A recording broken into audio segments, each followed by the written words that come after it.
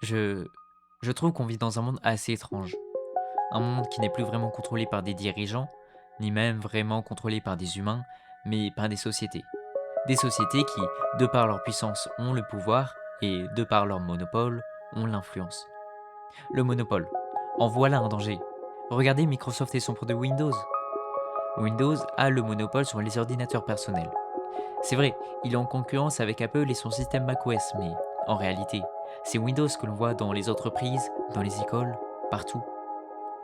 Et souvenez-vous, en juillet 2024, lorsque Windows a craché sur 8,5 millions de machines dans le A monde. widespread Microsoft IT outage started. De par le monopole, Windows a un certain sentiment de confiance, qui lui permet de bourrer son système de logiciels pub, de trackers, et par-dessus ça de mettre un prix officiel astronomique sur les clés d'activation. Et macOS, étant complètement renfermé sur lui-même, n'est pas une solution. Mais il y a bien une solution, bien sûr, et bien sûr que vous la connaissez. Sauf que c'est faux. Linux n'est pas une solution. C'est des centaines de solutions à la fois. Chaque distribution est une solution. Et aujourd'hui, je vous invite à découvrir les meilleures.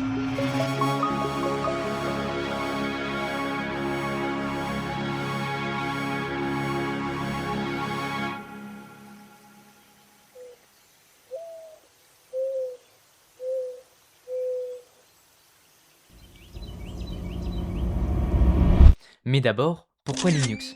C'est vrai, il n'y a même pas toutes les applications sur Linux. Eh bien, parce que c'est une question de choix. On a tendance à voir les systèmes d'exploitation comme quelque chose de global, pareil pour tout le monde. Sauf qu'avec Linux, c'est différent. Linux n'est pas un système d'exploitation, c'est un noyau pour en construire.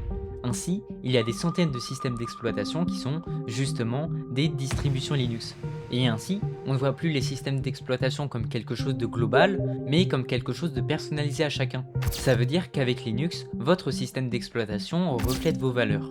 Vous aimez tout personnaliser? Ça tombe bien, il y a des dizaines de distributions qui sont spécialisées dans ça. Vous aimez pas les grosses corpos à la Microsoft qui passent leur temps à vous espionner?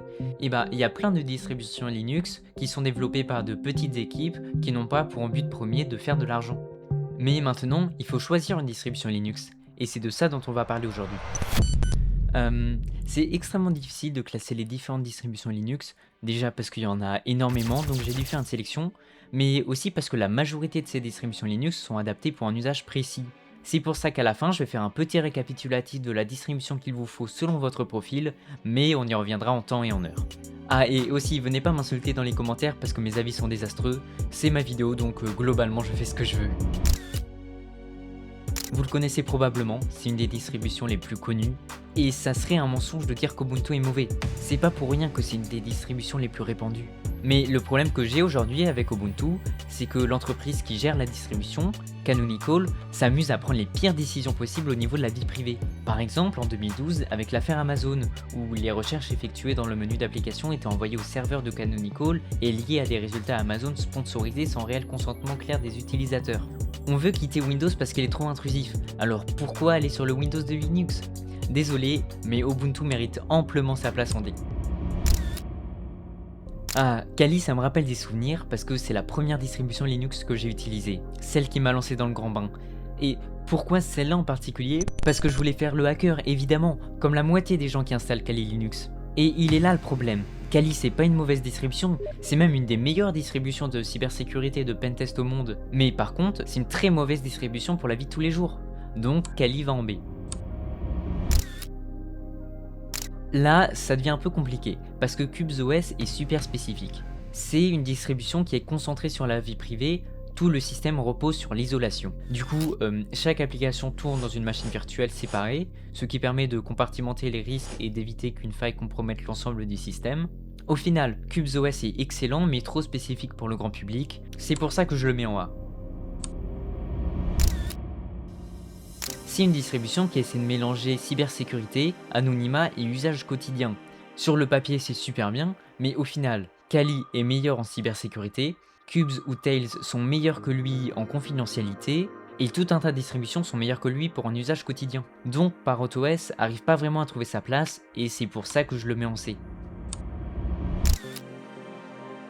Waouh, NixOS c'est vraiment pas une distribution super connue mais franchement quel poulet. C'est une distribution très différente car tu construis ton système dans un seul fichier en écrivant comment tu veux qu'il se comporte précisément. C'est une nouvelle philosophie de Linux, c'est dur à apprendre mais ça marche tellement bien. D'ailleurs, c'est peut-être le futur de Linux. Donc c'est pour ça qu'il va directement en OS.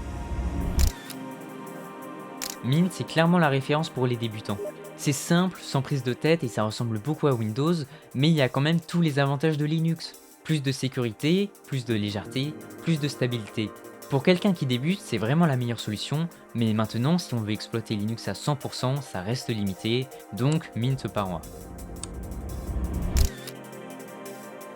Alors, Puppy est assez niche, c'est une distribution extrêmement légère qui sert à redonner vie à des machines qui ont des performances éclatées au sol, sauf que forcément, si c'est léger, alors il y a des compromis.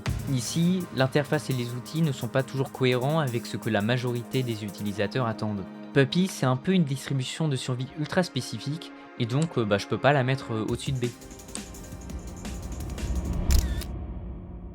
Pop! OS est une distribution vraiment sympa qui se concentre sur le fait d'être accessible, moderne et puissante. Elle s'oriente vraiment vers le fait d'être productive, d'être performante et d'être bien adaptée pour jouer. Et il y a un très bon support matériel, notamment avec les cartes graphiques Nvidia. Et en plus, elle est simple à utiliser. C'est globalement une distribution que je conseillerais à tout le monde. Le seul défaut, c'est qu'elle n'est pas ultra personnalisable, du coup je la mets en A.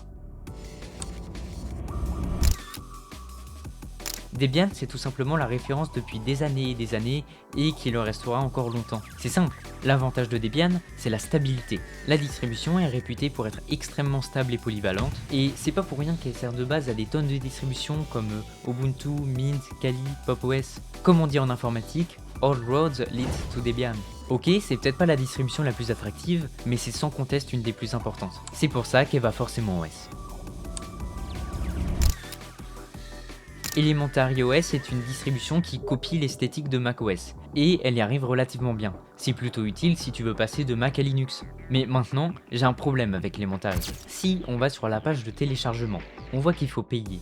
Et on peut mettre 0€ pour installer gratuitement, mais ça en dit long sur l'état d'esprit de la distribution, tout pour l'argent. De toute façon, si on met de côté le design, Elementary OS n'a pas grand chose à apporter, et donc elle va pas monter plus haut que C. Tails est une distribution Linux plutôt unique en son genre, parce qu'on la lance depuis une clé USB. Son truc, un peu comme Qubes, c'est la vie privée. Sauf que elle se démarque quand même de Qubes, parce que absolument tout est éphémère. Le système, les données, absolument rien ne reste. C'est pour ça que Tails est excellente dans son domaine. Même si pour le commun des mortels, autant de discrétion est inutile, il y aura toujours des gens qui en auront besoin. Et donc, Tails mérite largement sa place en A. Alors c'est ma distribution Linux actuelle et franchement elle est exceptionnelle. C'est moderne tout en restant stable et rapide. Elle intègre rapidement les nouvelles technologies, par exemple Wayland qui remplace l'ancien système d'affichage X11, ce qui permet beaucoup plus de modernité dans l'affichage. Fedora est assez simple à prendre en main, mais ça reste quand même plus poussé que des distributions spécialisées pour les débutants comme Mint. Pour moi c'est un bon mix, même si j'aurais espéré pouvoir effectuer un peu plus de personnalisation naturellement. Mais en vrai, sans que ça soit la distribution la plus extravagante ou la plus personnalisable, elle offre ce mix de modernité et de stabilité qui lui permet d'aller en S. Je sais pas vraiment quoi penser de MX Linux parce que techniquement, la distribution est bonne. Elle est stable, elle est légère, elle fonctionne bien, mais elle se démarque pas. L'interface est vieillissante, le design n'est pas ouf, la distribution n'a aucune personnalité et elle n'excelle nulle part. Debian est meilleur pour la stabilité, Mint est meilleur pour la simplicité, Puppy est meilleur en légèreté et Fedora est plus moderne. Alors ma question est, pourquoi utiliser MX Linux? La distribution a sa place en C. Globalement, Zorin OS est une distribution de merde. Non, j'aime vraiment pas. Le concept de Zorin OS, c'est de ressembler à Windows ou à d'autres systèmes d'exploitation, et Zorin y arrive plutôt bien. Sauf que la moitié des thèmes sont payants et qu'en face il y a Mint. Franchement, c'est compréhensible qu'un tas de personnes veulent une distribution qui ressemble à Windows, mais dans ce cas-là, utilisez Mint. Et puis, à part vouloir ressembler à ce qu'elle n'est pas, la distribution n'a pas vraiment d'innovation. Je mets Zorin en D, mais franchement c'est peut-être encore un petit peu trop bien pour lui. C'est personnellement la distribution que j'ai utilisée pour découvrir Arch. Le concept de Endeavour OS est simple, c'est Arch, mais avec une installation graphique super simple. C'est très utile, parce que ça nous permet d'avoir accès à Arch sans se prendre la tête sur la partie la moins fun, parce que l'installation de Arch, c'est l'enfer. Mais en vrai, Arch, c'est normal de galérer dès l'installation. Le but, c'est de comprendre parfaitement son système. Et là, avec Endeavour, on skip les fondations et on perd un peu l'état d'esprit d'Arch. Au final, je pense que Endeavour OS reste cool pour ceux qui veulent tester Arch sans tester les limites de leur patience par la même occasion. Du coup, je vais le mettre en A. OpenSUSE est plutôt connue dans le monde de l'entreprise, notamment parce qu'elle est européenne, elle est allemande pour être précis. C'est une bonne distribution car elle est stable, sérieuse et propre techniquement, mais elle a le même problème que d'autres distributions dont on a déjà parlé, elle ne se démarque pas. Elle est bien parce que c'est une alternative européenne, mais finalement ça s'arrête là. Du coup je la mets en B. Vol Linux est une distribution bizarre dont la vision se concentre sur le fait d'être ultra légère. Elle fait peu de choses, mais elle les fait bien. C'est une distribution extrêmement indépendante, un peu comme Arch, mais avec une toute petite communauté. Elle est bizarre dans le sens où elle arrive à être rolling release, c'est-à-dire qu'elle se met à jour en continu, qui est quelque chose de très moderne dans le monde Linux, mais elle garde une philosophie old school. C'est une distribution excellente si on a besoin de légèreté, mais c'est aussi une distribution qui a choisi de partir à 100% dans sa vision, et ça c'est très respectable, alors je mets Vol Linux en A. Arch va en S, évidemment, c'est une des meilleures distributions Linux tout simplement parce qu'on peut absolument tout faire avec et que en plus la distribution elle est moderne et elle est rolling release. C'est une distribution que j'ai adorée. Arch est autant populaire car elle permet de comprendre complètement son système. Le seul problème, le gros problème, c'est la stabilité. Parce que chaque mise à jour peut faire exploser Arch dans vos mains. Et donc, il faut vivre avec cette épée de Damoclès de peut-être que demain matin, je voudrais utiliser mon ordinateur et il n'y aura plus rien qui marchera à cause de cette putain de mise à jour. Mais vous savez quoi? On s'en fout. Parce que si on veut utiliser Arch, il faut comprendre Arch. Et donc si on comprend Arch, on sait réparer Arch. C'est aussi simple que ça, et c'est pas une petite mise à jour qui va nous faire peur. Vous l'aurez compris, Arch n'est clairement pas fait pour tout le monde. Et puis il faut passer du temps à le configurer pour avoir le système parfait. Mais si vous avez le temps et l'envie, foncez, c'est clairement une distribution incroyable. Bon par contre je vous préviens, l'installation de Arch c'est clairement quelque chose dont vous allez vous souvenir, et pas pour les bonnes raisons. Donc, pour les profils, si tu es quelqu'un qui veut juste quitter Windows sans être vraiment intéressé par Linux, il faut prendre Mint, sans discussion, c'est vraiment le plus simple, le plus performant. Si ce que tu aimes c'est créer du contenu ou jouer, une des meilleures solutions ça sera PopOS, parce qu'au niveau des drivers et des performances, c'est une des meilleures distributions et il y a quand même une interface qui est super propre. Si tu veux vraiment apprendre Linux, je te conseille Arch, ou à la limite Endeavour OS si t'as pas envie de souffrir pendant l'installation. Si tu veux installer ton système et que ça dure 10 ans sans broncher, évidemment faut choisir Debian, c'est le roi de la stabilité, tu l'installes et puis tu l'oublies, tu n'auras jamais aucun problème. Si tu veux disparaître d'internet, je te conseille Tails si c'est ponctuel ou Cubes si c'est ton quotidien. Et enfin, si tu veux complètement repenser ta relation à l'informatique, je te conseille NixOS, mais prévois du temps pour comprendre. Alors, au final, qu'est-ce qu'il faut retenir de cette vidéo? C'est pas grave d'utiliser Windows, ce qui est grave, c'est de penser que c'est la seule solution. Je l'ai déjà dit, le monopole n'a jamais été une solution. Alors, essayez, trouvez ce qui vous correspond. Mais mes applis ne fonctionnent pas sur Linux, mes jeux ne fonctionnent pas sur Linux. Mais ça, c'est pour le moment, et c'est en train de changer. Regardez ce qu'a fait Steam en développant Proton, une couche de compatibilité qui permet de jouer à des jeux Windows directement sur Linux. Alors, voici une hypothèse.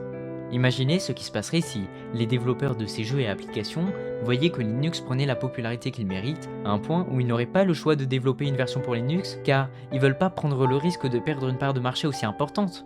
Vous voulez que Linux change?